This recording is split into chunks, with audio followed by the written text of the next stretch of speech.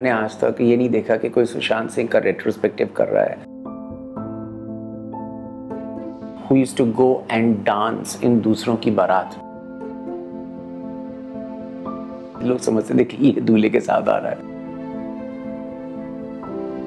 सुशांत सिंह राजपूत की बात की ही आपने कई जगह, तो मैं पूछना चाहूँगी आपसे कि what was that, no people are using there, people are using this word exactly हर जगह कि सुशांत सिंह राजपूत की डेथ के बारे में।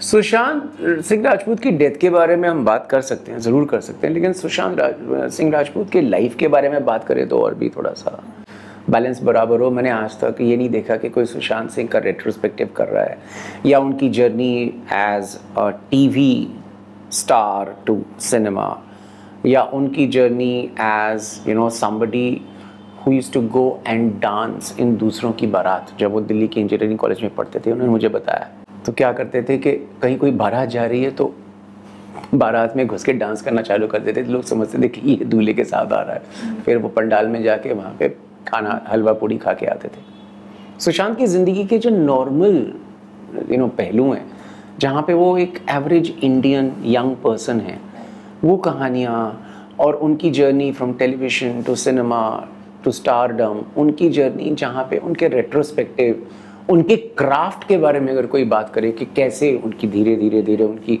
फैंडम बढ़ी, वो ज़्यादा इंटरेस्टिंग होगा। सर LSD 2 के लिए सेंसर बोर्ड का चक्कर काटना पड़ा काफ़ी आपको? सेंसर बोर्ड का चक्कर काटना पड़ा, लेकिन ज़्यादा नहीं करना पड़ा। उन्होंने साफ बोल दिया कि फिल्म में इतने कुछ कट नहीं है, क्योंकि हमने एडल्ट फिल्म का सर्टिफिकेट मांगा था।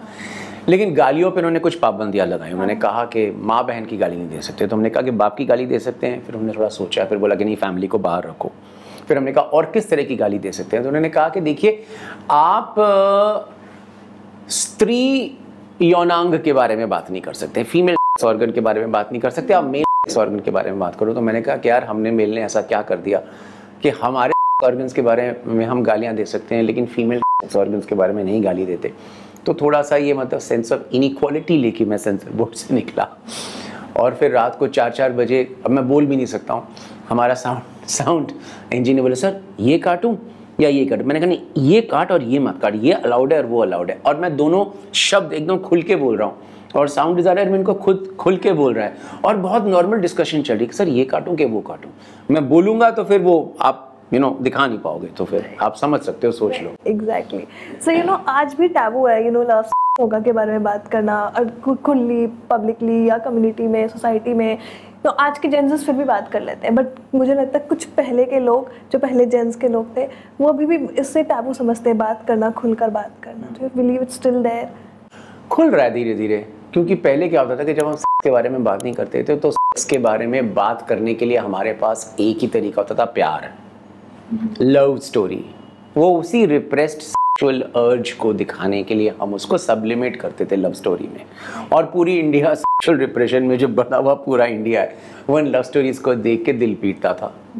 अब क्या हुआ है कि बहुत कुछ चेंज हो गया, बहुत कुछ टूटा है, जबकि बहुत कुछ टूटा नहीं है। तो सेक्स ही रहा है, के सिवाय उससे बड़ा कुछ नहीं है।